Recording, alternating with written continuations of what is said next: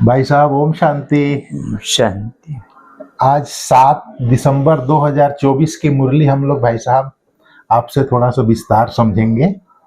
आज बाबा ने कहा है, मीठे बच्चे सारा मदार कर्मों पर है, सदा ध्यान रहे माया के वशीभूत कोई उल्टा कर्म न हो जिसकी सजा खानी पड़े। जी सारा मदार कर्मों पर है। अभी 2 दिन पहले बाबा बोला था सारा मदार याद पर है। देखो, कहा ही जाता है, अभी बाबा के शब्द हैं जी कि कोई ऐसा उल्टा कर्म ना हो जिससे माया की सजा खानी पड़े। जी तो कहा ही गया है कर्म भोग, अच्छा कर्म फल, कर्म योग। जी तो हमारा सारा मदार कर्म पर है जी क्योंकि हमें कर्म का फल मिलता है। जी मनसा का फल जो है वो टेम्परेरी है, थोड़ी देर मन परेशान हो जाता है जी लेकिन कर्म का फल स्थूल है, जी पूरे शरीर को भोगना पड़ता है। जी इसलिए बाबा ये शब्द कहता है कि ऐसा कोई भी कर्म ना हो जिससे आपको उसकी सजा मिले।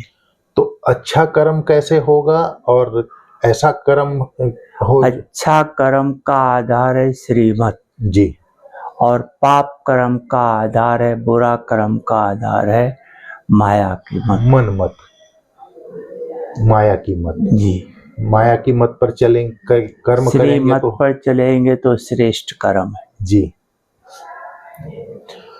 फिर भाई साहब आज बाबा ने प्रश्न में बोला है, बाप की नजर में सबसे अधिक बुद्धिमान कौन है?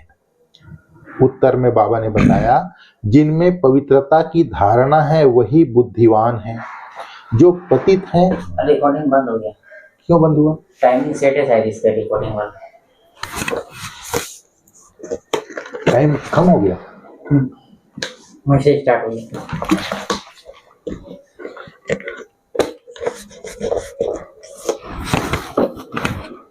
बाप की नजर में सबसे अधिक बुद्धिमान कौन है? उत्तर, जिनमें पवित्रता की धारणा है वही बुद्धिमान है। जो पतित हैं वह बुद्धिहीन है। लक्ष्मी नारायण को सबसे अधिक बुद्धिमान कहेंगे। तुम बच्चे अभी बुद्धिमान बन रहे हो। पवित्रता ही सबसे मुख्य है।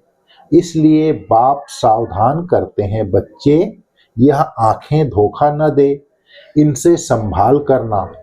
इस पुरानी दुनिया को देखते हुए भी न देखो, नई दुनिया स्वर्ग को याद करो। बाबा जब पवित्रता के लिए कहता है जी तो पवित्रता सिर्फ ब्रह्मचर्य के लिए नहीं। जी ब्रह्मचारी तो दुनिया में बहुत है जी कई सन्यासी भी हैं, जैनी भी हैं, कई हैं। जी वो ब्रह्मचारी होते हुए भी उसकी महानता नहीं है। जी अपनी ब्रह्मचर्य में दिव्य गुण समाया हुआ है।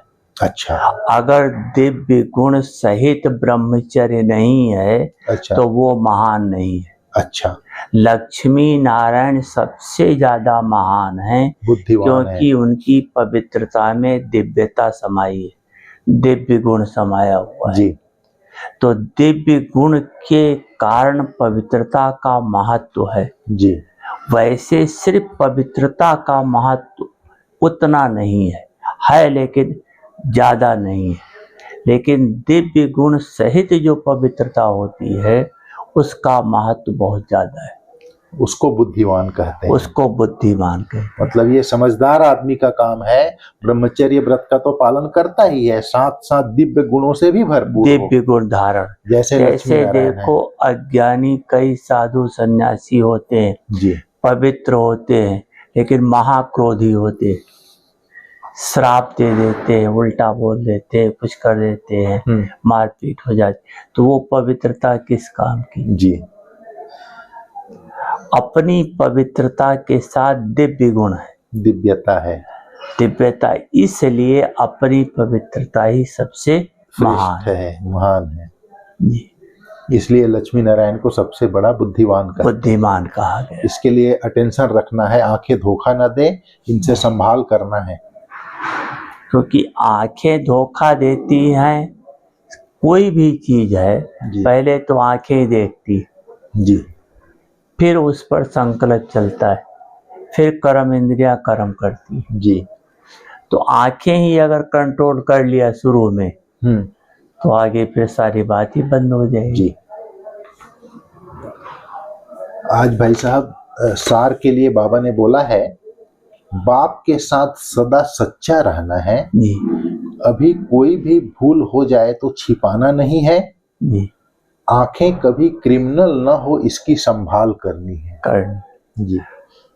सच्चा रहने का मतलब कई समझते हैं जी। कि हमने जो कुछ था सच सच बाबा को बता दिया। अच्छा।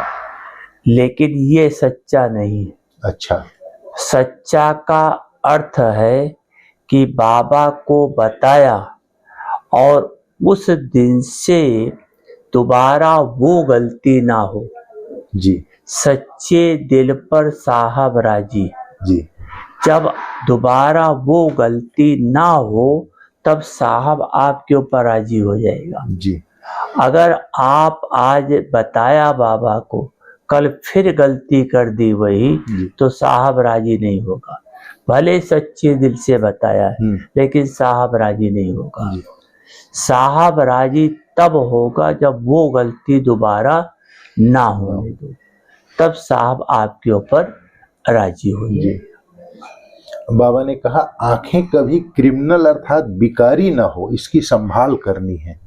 जी। तो उसके लिए क्योंकि मेन चीज है, हम सब ब्राह्मण विकर्मा जीत बन रहे हैं। जी। विकर्मा जीत अभी बनेंगे तब विकर्मा जीत दुनिया में आएंगे। तो अभी हमसे कोई भी मन वचन कर्म किसी भी रीति से, दृष्टि वृत्ति कृति किसी भी रीति से बेकारी संकल्प बोल कर्म कुछ नहीं होने चाहिए। तब विकर्मा जीत बनेंगे और फिर विकर्मा जीत दुनिया में आकर राज करेगी। जी, इसलिए संभाल करनी है इसकी। दूसरा पॉइंट है, सदा शुद्ध नशा रहे कि बेहद का बाप हमें पतित छीछी से गुलगुल कांटों से फूल बना रहे हैं। जी। ये तो गुलगुल दुनिया में आज तक हम सबने भक्ति की, पूजा पाठ की, गुरुओं के पास गए, कहीं भी गए, लेकिन बुराई नहीं छूटी। अच्छा। किया सब कुछ लेकिन बुराई नहीं छूटी। बहुत माथा टेके, 4 धाम की यात्रा की है। सब कुछ तन मन धन सब लगाया जी, लेकिन बुराई नहीं छूटी। अभी बाबा हमें बिना खर्चा के, बिना कौड़ी खर्च के और प्यार से हमें गुलगुल बना रहा है। प्यार से जी। अवगुण है हमारे अंदर, लेकिन मीठे बच्चे जो दिल से मीठे बच्चे कहता है, वो दिल में लग जाता है और हमारा अवगुण निकलता जाता है। इसलिए नशा होना चाहिए। इतना ऊंचा भगवान और हमें देखो कितना प्यार से पढ़ा रहा है और हमारी सारी बुराई निकलती जा रही है जी। आगे हम जा कर के देवी देवता बनेंगे जी। ये नशा होना चाहिए जी। अभी हमें बाप का हाथ मिला है, जिसके सहारे हम विषय बैतरणी नदी पार हो जाएंगे जी। बाप का साथ मिला है, इसलिए क्योंकि बाप का साथ है। हाँ, विषय बैतरणी नदी से पार हो जाएंगे। क्योंकि अभी तक भगवान का साथ नहीं था, तब तक हमने बहुत कोशिश की बुराइयों को छोड़ने की, बहुत गोते लगाए, लेकिन छूटी नहीं कोई भी बुराई जी। लेकिन अभी बाबा का साथ मिला है, तो ये निश्चित है कि हम विषय विकारों से पार हो जाएंगे, विजय अवश्य प्राप्त कर लेंगे। अटल सत्य है, बाप साथ है तो बाप साथ है। आज का वरदान है भाई साहब, पावरफुल ब्रेक द्वारा सेकंड में निगेटिव को पॉजिटिव में परिवर्तन करने वाले स्व परिवर्तक भाव। इसका विस्तार है। जब निगेटिव अथवा व्यर्थ संकल्प चलते हैं तो उसकी गति बहुत फास्ट होती है। फास्ट गति के समय पावरफुल ब्रेक लगाकर परिवर्तन करने का अभ्यास चाहिए। वैसे भी जब पहाड़ी पर चढ़ते हैं तो पहले ब्रेक को चेक करते हैं गाड़ियों का। आप अपनी ऊंची स्थिति बनाने के लिए संकल्पों को सेकंड में ब्रेक देने का अभ्यास बढ़ाओ। अब जब अपने संकल्प व संस्कार एक सेकंड में निगेटिव से पॉजिटिव में परिवर्तन कर लेंगे तब स्व परिवर्तन से विश्व परिवर्तन का कार्य संपन्न होगा। तो मेन चीज बाबा ने कहा, जब अपने संकल्प व संस्कार एक सेकंड में निगेटिव से पॉजिटिव में परिवर्तन कर लेंगे तब स्व परिवर्तन से विश्व परिवर्तन का कार्य संपन्न होगा। हमारा सबका लक्ष्य यही है जी स्व परिवर्तन से विश्व परिवर्तन। जी यही बाबा ने हम सबको सेवा दी है और अपना लक्ष्य भी यही है। जी लेकिन स्व परिवर्तन में हमें जो विघन डाल रहा है वो पुराना संस्कार है जी और पुराने संस्कार के कारण हम जितना चाहते हैं उतना कर नहीं पाते हैं। जी इसके लिए बाबा ने कहा कि अपना अभ्यास इतना बढ़ाओ जो आप एक सेकंड तक पहुंच जाओ कि एक सेकंड में उस बात को परिवर्तन कर दो। जैसे अभी हम सुन रहे थे साकार बाबा की बात, तो जब बाबा कर्मातीत होने के नजदीक आया, कुछ समय बाकी था, तो उसके पहले एक कैलाश बहन आई थी। तो बाबा ने उसको देखते समझ गया संदेशी है, तो भेजा जाओ देख करके आओ बाबा। तो ऊपर देखा और नीचे के बाबा को देखा, दोनों में अंतर दिखाई पड़ा। अच्छा। वो बाबा बोला बहुत अच्छा है, बहुत सुंदर लगता है लाइट, आप अच्छे नहीं लगते। और फिर जब थोड़ा सा समय बचा तो बाबा ने तब से लेकर के जब से वो शब्द बोला तब से बाबा ने बहुत ज्यादा अपनी तपस्या बढ़ा दी, बहुत अंतर्मुखी हो गया, बहुत अटेंशन दे दिया। और उसके बाद जब कर्मातीत होने के 1-2 महीना पहले कैलाश बहन आई थी जी। बाबा तपस्या में बैठा ही था, तब उसको कैलाश बहन को कहा जाओ बाबा के पास। अच्छा। तो गई और देख करके आई। अरे बोली अरे बाबा आप तो ऊपर थे, नीचे कहाँ से आ गए? अच्छा। बोला ना ना बाबा बच्ची मैं तो यहीं बैठा हूँ। हाँ। बोला नहीं आप ही तो ऊपर थे। अच्छा। मतलब दोनों में समानता आ गई थी जी। तो बाबा ने फिर कैलाश बहन को बोला ये बात किसी को बताना नहीं। अच्छा। तो कहने का भाव यह है कि उसके लिए आपको बहुत कठोर तपस्या करनी पड़ेगी जो 1 सेकंड में अपने संकल्पों को कंट्रोल कर सके। इतना अभ्यास बढ़ाना पड़ेगा जी। इतना तपस्या चाहिए इसके लिए, संकल्प और संस्कार का परिवर्तन करने के लिए जी।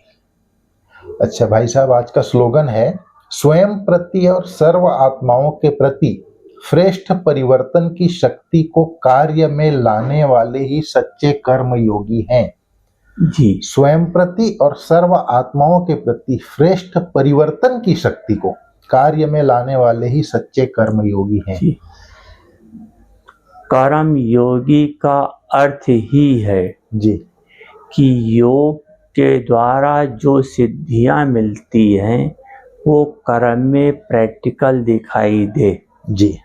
अगर कर्म में योग के द्वारा जो सिद्धि अर्थात सफलता नहीं दिखाई दे रही है, माना हमारा कर्म में योग नहीं है जी, बाकी कर्म से योग है। जी।